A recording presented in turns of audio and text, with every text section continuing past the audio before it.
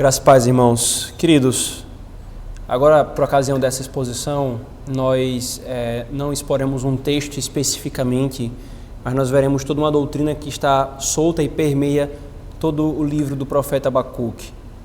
Uma doutrina que foi marcada, né, na primeira, na segunda e na terceira parte do livro. Vamos então orar pedindo a bênção do Senhor. Senhor Deus, obrigado pelo tempo que tivemos caminhando pelo livro do profeta Abacuque e agora podemos retornar a ele para meditarmos em mais um aspecto doutrinário que aqui o Senhor nos revela, Senhor. É um assunto que o nosso coração treme diante da sua complexidade, mas tão necessário para a nossa caminhada, Senhor, como seres humanos e como povo Teu. Ajuda-nos, Senhor. Nós oramos em nome de Jesus. Amém.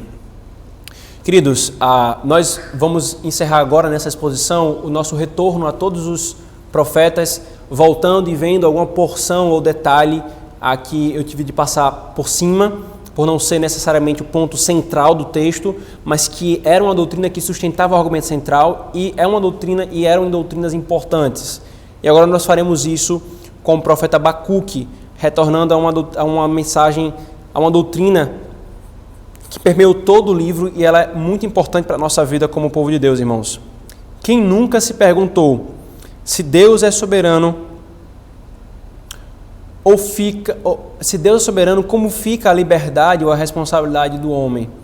Ou ainda, se Deus decretou todas as coisas, então Ele é o autor do pecado e a culpa do pecado é dele?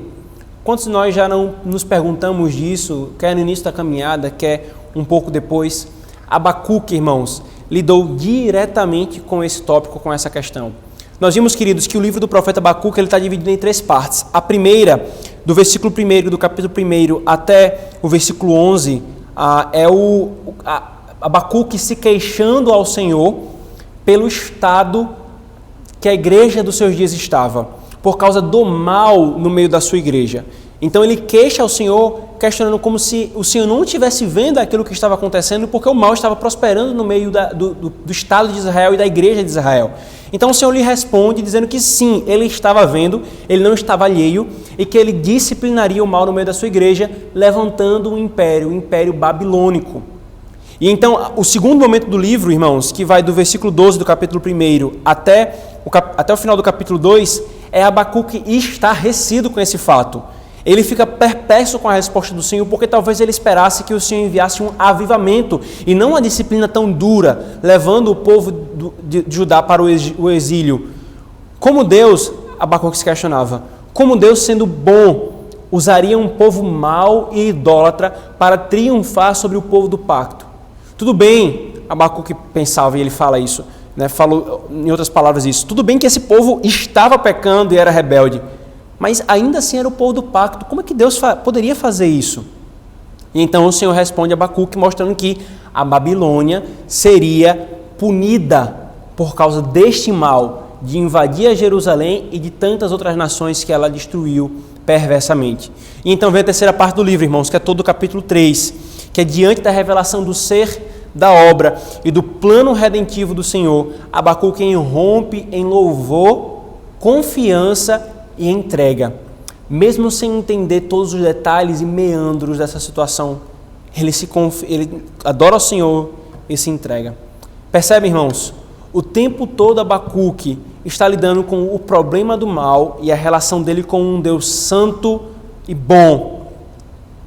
O tempo todo Abacuque está lidando com o problema do pecado humano e esse Deus que é santo e bom. O tempo todo, irmãos, Abacuque lidou com a soberania de Deus e a responsabilidade humana. E hoje, irmãos, nós meditaremos exatamente nesse tópico, a soberania de Deus e a responsabilidade humana e o mal. A nossa estrutura, irmãos, da nossa exposição, ela caminhará da seguinte forma, então. Primeiro, nós relembraremos alguns princípios importantes que foram vistos nas exposições anteriores de Abacuque, e eu simplesmente pontuei, e agora nós vamos tratar com um pouco mais de ênfase, que trata da nossa disposição interior para lidarmos com essa questão.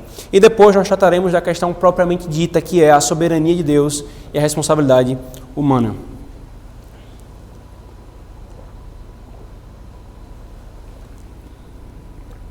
Queridos, vejamos então primeiramente os princípios importantes para tratarmos essa questão. Muitos irmãos, quando se deparam com uma questão tão complexa como essa, propõem respostas não bíblicas e normalmente fruto não de uma submissão à palavra, mas de uma submissão à razão, ao racionalismo. A primeira proposta, irmãos, que a gente pode encontrar é afirmar que Deus não é soberano ou diminuir, quer no conceito, quer na prática, a soberania de Deus. Os arminianos, por exemplo, fazem isso. Os deístas ou teístas abertos também fazem isso, afirmando que Deus criou o mundo e o soltou autônomo a si mesmo, com leis fixas, e se distanciou desse mundo e não interfere nem se envolve com o mundo. São concepções, propostas que ou diminuem muito ou diminuem um pouco a soberania de Deus para lidar com a questão da responsabilidade humana e do mal. A segunda resposta, irmãos, é o diabólico atrevimento de dizer que Deus é o autor do mal, como sendo Ele o perfeito bem e o único que é absolutamente bom no universo, o causador primário do mal. A Escritura, irmãos, repudia isso firmemente. Firmemente. E a terceira proposta errada está presente nas religiões orientais, que dizem simplesmente que o mal não existe, é uma ilusão, é uma impressão do homem. Todas essas propostas, irmãos, ou são erradas, ou são heréticas, ou são blasfêmias, ou são surreais. Não resolve de forma alguma essa séria questão. Mas a maneira como Abacuque lidou com isso, irmãos, nos ensina muito sobre a disposição do nosso coração para que nós cheguemos então ao ponto que a Escritura nos mostra como resolução dessa questão, irmãos. A primeira disposição, irmãos, de Abacuque nós vemos exatamente na primeira e segunda parte do livro, irmãos, que é, ele se queixou submissamente a Deus, não contra Deus ou de Deus, mas ele foi até Deus, ele buscou em um espírito de oração, externando todos os conflitos e dúvidas da sua alma, irmãos. E nós vemos isso, por exemplo, capítulo 1, versículo 2. Até quando, Senhor, clamarei eu, e tu não me escutarás? Gritar-te-ei violência, e não salvarás. Porque me mostras a iniquidade, me fazes ver a opressão, pois a destruição e a violência estão diante de mim. Há contendas e o litígio se suscita. Ele vai até Deus e expõe a sua angústia. Senhor, o Senhor não está vendo até quando o mal vai prosperar. E então ele espera submissamente. Veja o versículo 1 do capítulo 2. Por-me-ei na minha torre de vigia, colocar-me-ei sobre a fortaleza e vigiarei para ver o que Deus me dirá e a resposta que eu terei à minha queixa. A minha queixa. Essa é a primeira postura, irmãos, que nós temos de lidar. Não é nos queixarmos de Deus ou contra Deus, mas irmos até Deus com sinceridade, humildade, humilhação e a submissão. Segundo, irmãos, a segunda postura que nós vemos aqui em todo o livro de Abacuque é que ele não negociou o ser de Deus em nada. Abacuque, irmãos, ele não diminuiu nem um pouquinho a soberania de Deus, nem a bondade de Deus, nem a santidade de Deus. Ele fala isso, irmãos, exatamente, veja aqui o versículo 12 e 13. Não és tu, desde a eternidade, ó Senhor, meu Deus, ó meu santo, não morreremos. Ó Senhor, para executar juízo puseste aquele povo, tu, ó rocha, os fundaste para servir de disciplina. Tu que és tão puro de olhos e não podes ver o mal e a opressão, não podes contemplar. Por que, pois, toleras os que procedem perfidamente e te calas quando o perverso devora aquele que é mais justo do que ele? Abacuque, irmãos, ele não diminuiu em nada o ser de Deus. Na verdade, queridos, foi a concepção inegociável disso que o levou a fazer o que ele fez. Não é diminuindo, irmãos, ou abrindo mão de alguns desses atributos para satisfazer a nossa razão caída e limitada que nós teremos a questão resolvida.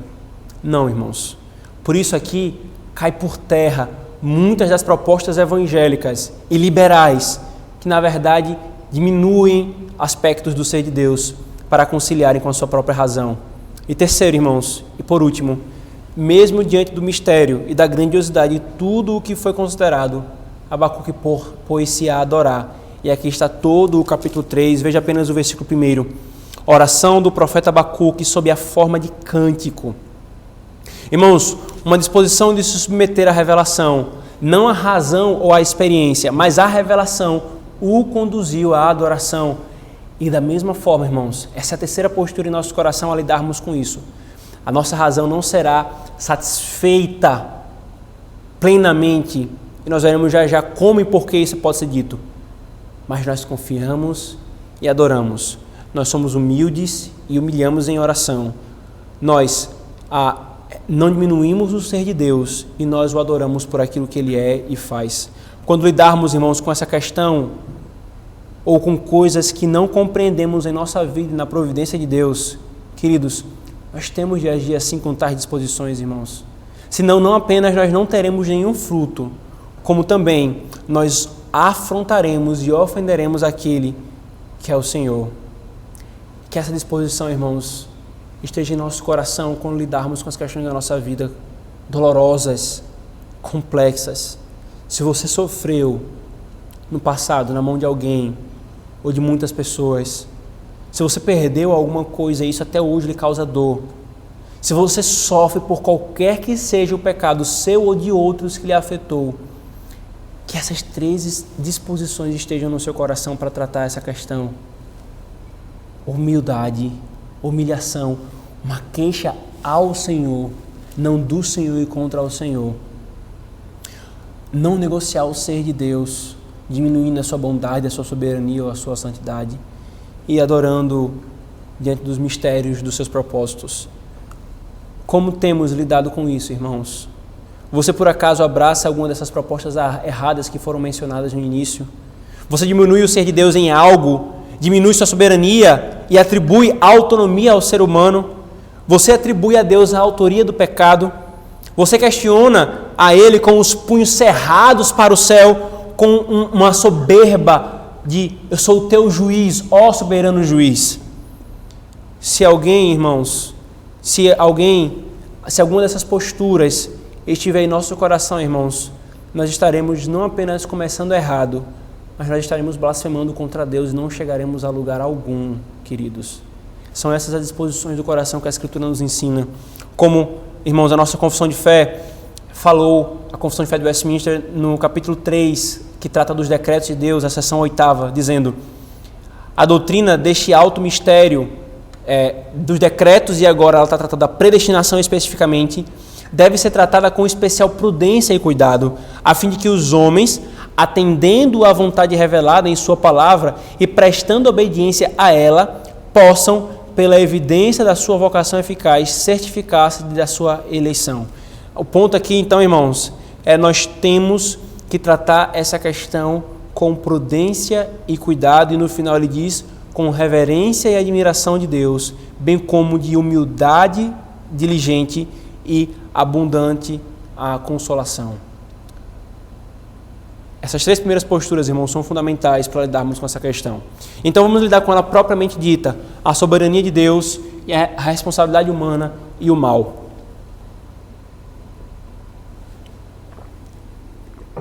Irmãos, Abacuque lida diretamente com isso, porque ele está falando do mal, do ser de Deus, do que Deus disse que vai fazer e do como Deus vai reagir a tudo isso.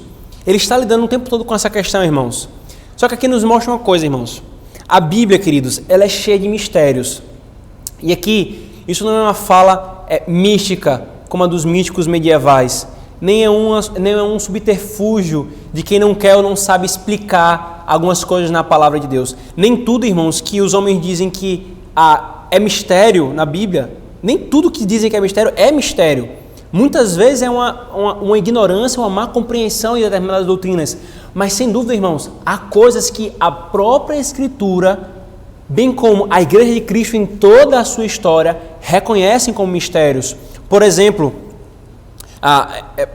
apesar de ser mistério, irmãos, no sentido de que é mistério de que a nossa razão ela não pode apreender, mesmo quando a revelação explica, ainda assim a Escritura toma tais coisas como realidades e doutrinas que são verdades, fatos e algo inegável. Então, é mistério nesse sentido. E alguns exemplos disso, por exemplo, a Trindade, um único Deus que subsiste em três pessoas distintas, iguais em glória, poder e majestade. Ou ainda a encarnação e o nascimento virginal de Cristo, um perfeito corpo humano com um corpo e alma racional, gerado apenas de uma mulher, e não por um homem e uma mulher, mas apenas de uma mulher por obra do Espírito Santo. Ou ainda, irmãos, a união das duas naturezas de Cristo em uma só pessoa, sem se misturarem ou se confundirem, plenamente Deus e plenamente homem. Ou ainda, a união de Cristo exaltado nos céus com a sua igreja. Todas essas coisas, irmãos, são verdades e realidades que a Escritura nos apresentam como um mistério. Tentar submetê-las à razão ou ao empiricismo humano, colocando tais coisas como juízas da revelação, é caminhar para a heresia e perdição.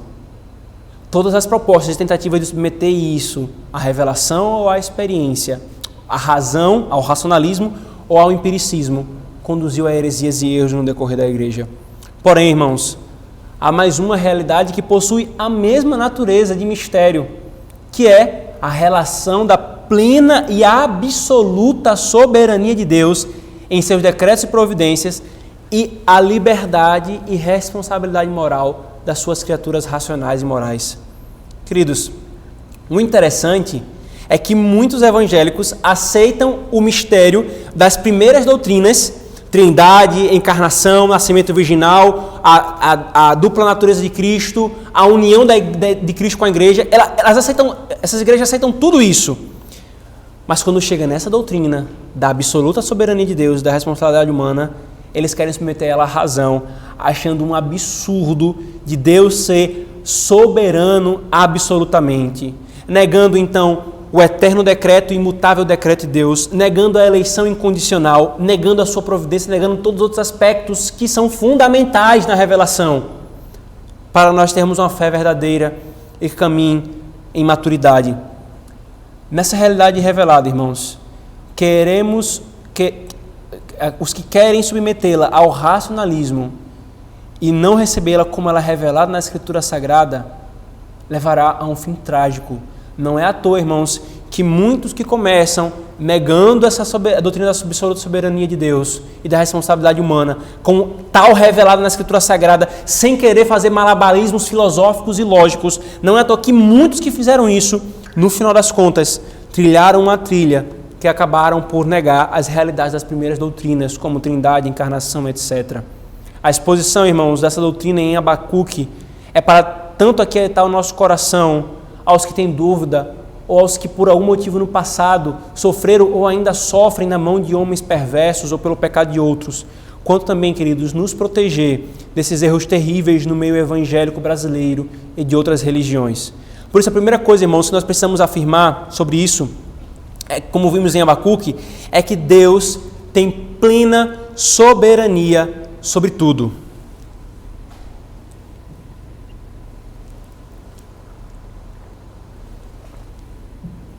Veja, irmãos, não é um pouco de soberania. Não é um Deus que é soberano e fala assim, eu deixo aqui para você escolher essa e essa e essa opção, eu dou aqui um quadrado para você se movimentar. Não, Ele é totalmente soberano, Abacuque não diminui isso. Deus explicitamente mostra, eu estou levantando o império todo para fazer o meu propósito, para cumprir o meu propósito, o meu plano. Irmãos, um Deus que não é soberano, Ele não pode mover nenhuma formiga. Um Deus que não é absolutamente soberano em todos os aspectos da sua criação e da redenção, Ele não pode mover nenhuma formiga, quanto mais um império. Mas Ele diz, eu estou movendo esse império para executar a disciplina contra Jerusalém. Era Deus quem estava enviando a Babilônia para Jerusalém. Ao mesmo tempo, irmãos, Deus diz que julgará a Babilônia pelo seu mal, tanto contra as outras nações, quanto contra o mal que ela faria a Jerusalém. Não apenas aqui, irmãos, não apenas aqui em Abacuque, mas em todos os outros profetas, isso é repetido muitíssimas vezes na Escritura Sagrada.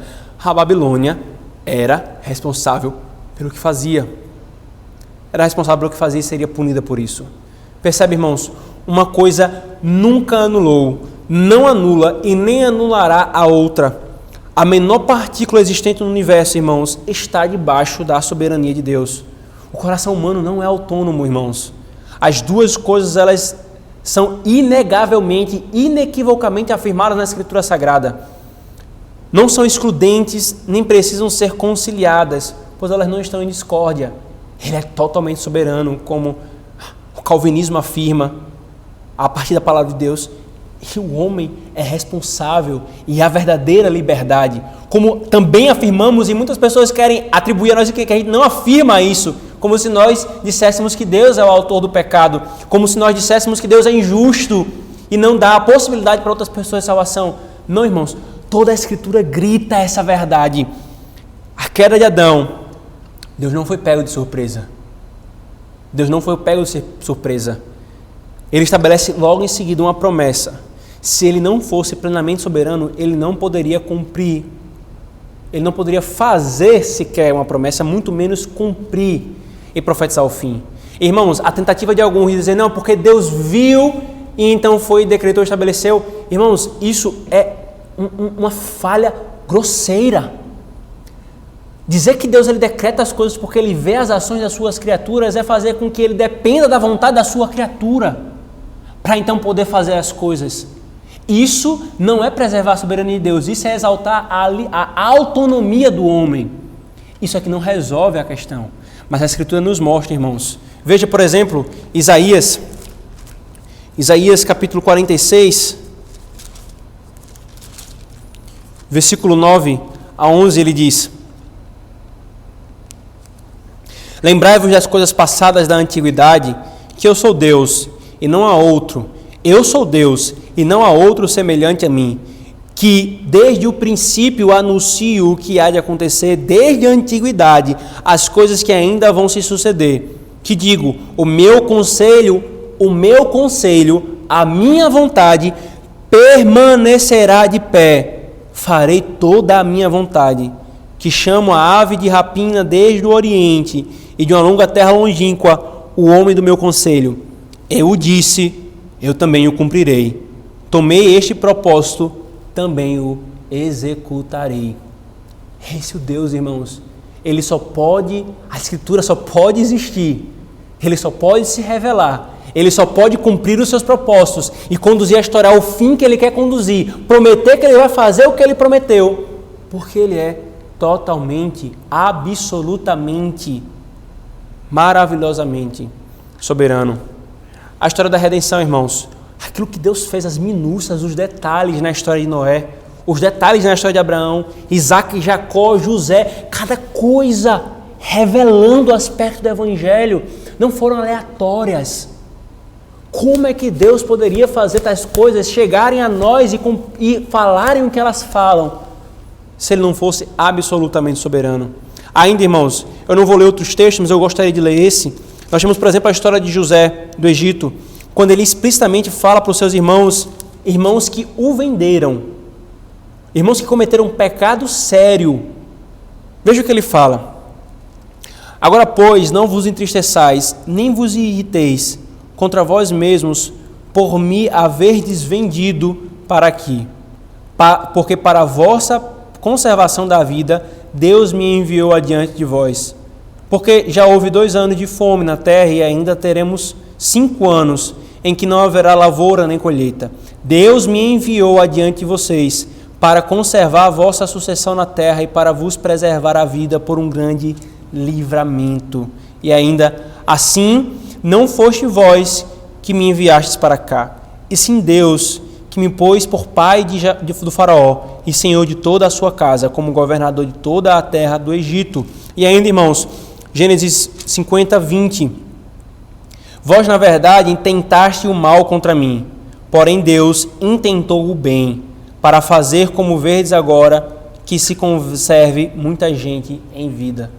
Irmãos, em nenhum momento José está dizendo que os irmãos dele não o venderam, que eles não cometeram um pecado, que eles fizeram algo errado. Muito pelo contrário, aqui em Gênesis 50, ele explicitamente diz: vocês intentaram o mal. Vocês fizeram o mal, mas enquanto vocês estavam intentando o mal, Deus soberanamente estava intentando o bem por meio da sua ação má, para conduzir ao fim que Ele quer, para eu ser o meio pelo qual vocês seriam salvos e a semente prometida fosse preservada e o Messias viesse por meio da nossa nação. Outra coisa, irmãos, Êxodo 7:13, Êxodo 7:21, 8:15, 8:19 e 8:32, nos é dito que o faraó endureceu o seu próprio coração. Mas em muitas outras passagens, como Êxodo 9:12, Êxodo 9:35 e outras em Êxodo, nos mostra que o Senhor endureceu o coração de Faraó. Faraó endureceu o seu coração, o Senhor endureceu o coração de Faraó. Ainda, irmãos, Davi, o pecado dele com Batseba, pecado odioso diante do Senhor que trouxe consequências. Mas, interessantemente, foi por meio de Batseba que Deus trouxe Salomão, de onde vem a linhagem do Messias. Cristo, irmãos, quero ler as passagens concernentes a Cristo. Veja, Mateus 26, 24.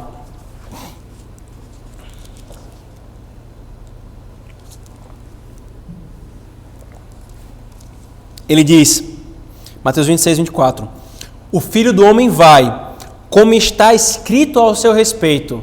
Ele está fazendo referência aqui ao decreto de Deus, às promessas de Deus e a profecia de que o Messias teria que ser morto. O Filho do Homem vai, como está escrito ao seu respeito, mas ai daquele por intermédio de quem o Filho do Homem está sendo traído. Melhor lhe fora não haver nascido. Vocês estão percebendo, irmãos? Nunca a Escritura diminui uma coisa em detrimento da outra. Está escrito, vai se cumprir. Deus decretou, Ele é soberano. Mas ai daquele que vai fazer isso. Não houve diminuição da responsabilidade moral de Judas.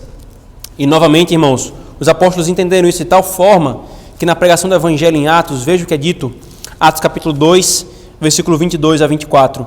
Varões israelitas, atendei a estas palavras. Jesus o Nazareno, um varão aprovado por Deus diante de vós com milagres, prodígios e sinais, os quais o próprio Deus realizou por intermédio dele entre vós, como vós mesmos sabeis, sendo este entregue pelo determinado desígnio e presciência de Deus, vós o mataste, crucificando-o por mão de iníquos, o qual, porém, Deus ressuscitou, rompendo os grilhões da morte, porquanto não era possível que fosse retido por ela. E ainda, Atos 4, 27 e 28, o apóstolo Pedro novamente diz, porque verdadeiramente se juntaram nesta cidade contra o teu santo servo, Jesus, ao que ungiste, Herodes e Pôncio Pilatos, como com gentios e gente de Israel, para fazerem tudo o que a tua mão e o teu propósito predeterminaram. Agora, pois, Senhor, olha para as nossas aflições, etc. E 5:30, Atos 5:30.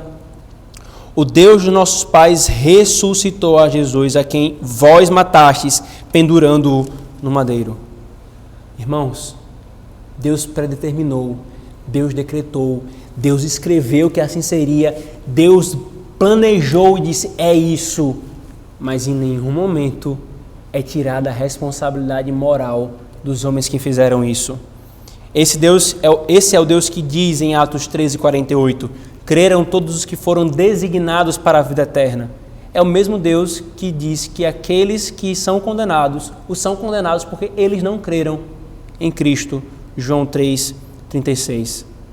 Irmãos, por ser revelada e constituir-se um mistério, eu não preciso fazer marabalismos filosóficos e silogismos lógicos para justificar a Deus. Ele não fez isso, irmãos. Nós não devemos fazer. Ele simplesmente afirmou.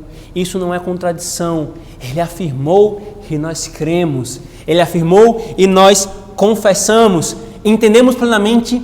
Não. Embora seja surreal, ou melhor, suprarracional, não é irracional e nem contraditório. Nós não entendemos, mas nós confiamos no testemunho dele, pois ele é verdadeiro sempre. Os homens que querem de alguma forma diminuir a ser de Deus para aumentar a liberdade ou a autonomia ou responsabilidade moral do homem, ou na cabeça deles preservando isso para que Deus não seja o autor do pecado, é porque no fundo não querem se submeter à revelação como tal. Não é necessário malabarismos filosóficos, apenas submissão e fé na revelação. A soberania de Deus ensinada na Escritura, irmãos, e sustentada pelos presbiterianos, não nega a liberdade e a responsabilidade moral do homem, mas nega a autonomia deles. A autonomia que todo homem quer ter, ser independente de Deus, ser livre de Deus. É sobre essa compreensão da soberania, irmãos, que está fundamentada a nossa crença nos decretos, na providência, na eleição para a salvação, mas sobre a crença na autonomia ou descrença dessa soberania é que tais coisas são negadas. E assim, queridos, tudo isso nos fazem muito diferentes de muitos evangélicos modernos no Brasil, dos romanistas e de outras religiões nesse ponto. Essa foi a fé professada, irmãos, pela Igreja Reformada durante muitos anos. Hoje, a nós, no contexto brasileiro, parece ser esquisita e estranha, porque uma outra posição tomou proeminência. Mas essa é a verdade bíblica, irmãos, ensinada na Escritura Sagrada. Então, queridos, diante de tudo isso, a lógica não é Deus é plenamente soberano versus o homem então não é livre e nem tem responsabilidade. Não. O que a Escritura fala é, ou ele não tem responsabilidade, então ele é um robô, uma marionete. Não é isso que a Escritura diz, ao afirmar a soberania absoluta de Deus. Mas é sim, Deus é plenamente soberano e o homem não é um ser autônomo. Deus é plenamente soberano e o homem possui liberdade e responsabilidade moral. As duas estão postas. Não podem ser separadas uma da outra, correndo risco então de heresia e erro. Como a nossa confissão de fé fala, irmãos, expondo essa doutrina no capítulo 3, seção 1. Desde toda a eternidade, Deus, pelo muito sábio e santo conselho da sua própria vontade, ordenou livre e inalteravelmente tudo quanto acontece. Porém, de modo que nem Deus é o autor do pecado, nem violentada é a vontade da criatura, nem é tirada a liberdade ou a contingência das causas secundárias antes estabelecidas. Irmãos, que coisa maravilhosa! É o que nós professamos na Confissão de Fé de Westminster.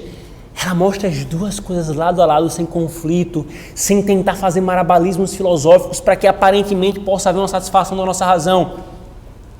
Ele decretou todo, cada detalhe, mas ele não é o criador do mal. A vontade da criatura não é violentada e as contingências das causas secundárias não são negadas. Então vem a segunda verdade, irmãos. A segunda verdade diz respeito a como se dá então essa relação entre a soberania e a responsabilidade de Deus. Ok, elas são afirmadas e é um mistério essa relação, mas de alguma forma a Escritura nos mostra como isso se dá, ainda que seja um mistério o todo, mas de alguma forma nós temos algum indicativo como isso se dá. E a resposta, irmãos, é numa doutrina que ficou chamada de concursus em latim, né, que significa concorrência. Essa doutrina, irmãos, nos ensina a cooperação, presta atenção nas palavras, cooperação do poder divino de todos os poderes subordinados em harmonia com as leis pré-estabelecidas de sua operação, fazendo agir precisamente como agem. As causas secundárias são reais e não devem ser consideradas apenas como um poder operativo de Deus. Disse um teólogo chamado Berkhoff. Irmãos, o plano eterno de Deus na história, quase nunca ele ocorreu por intervenções diretas da parte de Deus, mas por meios secundários. Deus ele conduzindo a sua história de forma indireta pelos meios. O emprego que Deus faz dos meios, irmãos, o que nós chamamos de causas secundárias, é perfeitamente consistente com a natureza da criação. Na criação, irmãos, há uma infinidade de forças, vontades, fenômenos e ações interagindo de acordo com as propriedades peculiares da própria criação.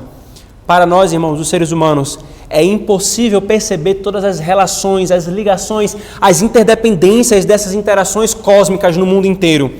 Entretanto, elas existem e frequentemente nós nos surpreendemos e nos maravilhamos ao percebermos o resultado final de tudo que Deus tem feito. É nisso que nós cremos, irmãos. Portanto, queridos, essa doutrina afirma o pastor Heber Campos Júnior, essa doutrina afirma haver uma cooperação, um paralelo entre as atitudes dos homens e a ação divina. Isto é, a participação conjunta de Deus e do homem em cada atitude nossa. Nessa concorrência, Deus é visto como a causa primária, enquanto o homem é a causa secundária. E isso, irmãos, presta atenção, isso não significa que Deus faz uma parte da obra e nós fazemos a outra. Não. Isso significa que cada realização em sua inteireza é tanto uma realização de Deus em sua perfeita soberania, como do homem em sua responsabilidade e liberdade. Deus é o causador logicamente anterior, por isso ele é a causa primária, mas a atuação de ambas as partes é simultânea. A ação de Deus tanto procede em ordem lógica e casual, quanto concorre com as ações dos homens. Ela é tanto anterior, porque é a primeira causa que sustenta a segunda causa, quanto é simultânea. Maravilha, irmãos. Maravilha. Se a nossa razão ela não se satisfaz, mas se é isso que a Escritura se revela, nós nos humilhamos diante da revelação. Diante dessa explicação complicada, irmãos, algumas perguntas podem surgir, como por exemplo, você acabou de anular a liberdade humana e nos fez mero robô. Ou então, você não está tornando Deus autor do pecado? E queridos, isso é um grande de forma alguma.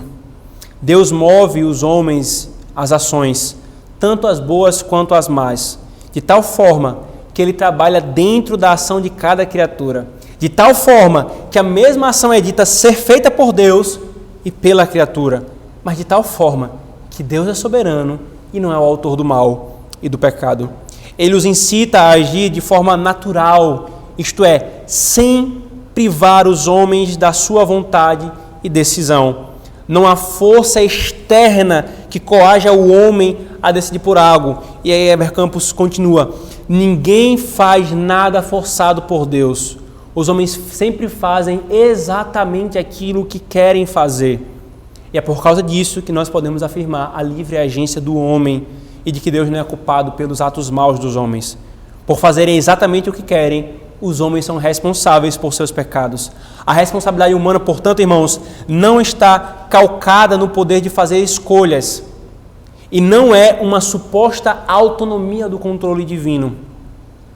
Porém, irmãos, eu preciso deixar claro para vocês, novamente, para que nós não entendamos errado essa doutrina, que nós não pensemos que ela consiste meramente numa comunicação geral de poder, isto é, Deus não determina nada, Deus é simplesmente, de maneira geral, faz as coisas soberanamente. Não, é uma ação específica. Cada detalhe é especificamente decretado por Deus. Nem, irmãos, que é de natureza tal que o homem realize parte da obra e Deus realize a outra parte. Isso não é sinergismo, irmãos. E nem que a obra de Deus e da criatura na concorrência são coordenadas no sentido de que Deus depende do homem. Não, irmãos. Deus, ele não é um adivinho simplesmente no sentido de que, como querem usar a presciência, ele viu e decretou. Não. Ele é soberano e dirige todas as ações. E ao mesmo tempo, o homem é responsável. Essa explicação, irmãos, é difícil para alguns de entender, não porque ela seja muito além da nossa capacidade, é porque o coração de muitos não querem se submeter à revelação, é porque no fundo querem preservar a autonomia do homem em detrimento da soberania de Deus. Quando a Escritura não anula a soberania de Deus e a liberdade e responsabilidade moral do homem. Os que querem pegar a liberdade, quando a Escritura fala de liberdade da responsabilidade moral contra os calvinistas irresponsáveis, está vendo, vocês estão errados. É um tolo. Nós não negamos isso. Está na Escritura, livre e responsável. Mas está na Escritura, absolutamente soberano. Ele é a causa primária e junto com as ações dos homens conduz a história, sem depender dos homens e tendo decretado cada detalhe para tudo isso, irmãos. Em resumo, irmãos, diante do que nós vimos em Abacuque, nessa história, até os atos livres dos homens, sejam eles atos bons ou maus, cooperam para o fim desejado por Deus, que para o seu povo é fazer o bem. Para o seu povo, em toda a história, é conduzir ela para o fim. Querido, talvez você possa estar pensando assim, pastor, talvez esse foi um dos sermões mais difíceis de acompanhar, essa reflexão sobre essa doutrina que a nossa razão tem limitações. Sem dúvida, irmãos, provavelmente sim. Mas a questão, queridos, importante aqui é mostrar como que isso afeta o nosso dia a dia. Irmãos, se nós descansamos o nosso coração nessa doutrina, nós vamos lidar com as situações dolorosas da nossa vida da maneira certa. Nós vamos caminhar em maturidade. Não é simplesmente, isso aqui é indiferente. Tudo bem, Isso aqui não é essencial para a salvação. A salvação é crer no Cristo que Deus providenciou, reconhecer que é pecador e confiar apenas nele para a sua salvação e ter sua vida transformada por isso. Mas se eu quero caminhar de uma forma madura, eu tenho que crer corretamente nisso. Crente, se no seu passado, se na sua história, você sofreu por causa do mal que os outros fizeram sobre você, não se esqueça, Deus é totalmente soberano sobre tudo. Confie nesse Deus soberano. Eu e você não entendemos as más situações que nós passamos, aquilo que nós sofremos do pecado de outros. Nós não entendemos ainda. Nós não conseguimos ver os frutos e como que isso redundará para a glória de Deus, porque tudo Ele faz para a sua glória. Mas confie. Não culpe a Deus. Não atribui culpa do pecado a Deus. É culpa daqueles que fizeram contra você. Ah, mas Deus não é soberano? Sim, Ele estava lá. Mas não use disso para blasfemar contra o teu Senhor. Confie, submeta, derrame o seu coração em queixo, dizendo: Senhor, foi doloroso, está sendo doloroso sofrer tais coisas, ou ter sofrido tais coisas na mão de homens maus, de pessoas más. Mas eu confio no Senhor. Eu confio no Senhor. De forma que eu quero dizer, como Jacó, como José falou, não foi vocês que fizeram o mal contra mim. Ou melhor, vocês fizeram o mal contra mim, mas Deus fez o bem. Deus fez o bem. Crente, não duvide do Senhor. E se você porventura perdeu alguma coisa que lhe causa muita dor, por exemplo, já tive a oportunidade de conversar com pais que perderam filhos. Irmãos, quem tem filho sabe o quão isso é doloroso. Só imaginar. Mais doloroso ainda é experimentar.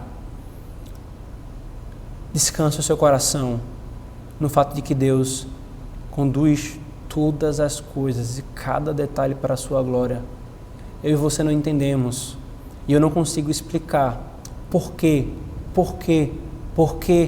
que é a pergunta que mais se repete em nosso coração nessas horas. Mas eu posso dizer, para quê? Para a glória dele. Eu posso dizer como você tem que passar por isso, que a Escritura diz, com submissão, se derramando diante dele. Derrame-se, chore, clame, busque misericórdia, pedindo: Senhor, eu não entendo e está doendo, como Abacuque falou.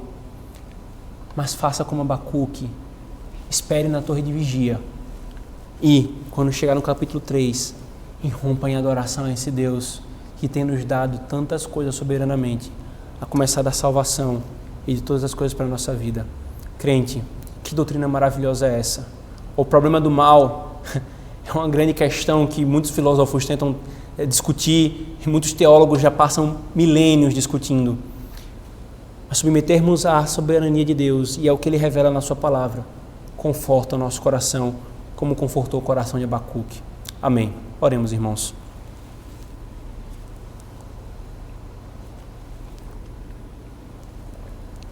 Senhor Deus,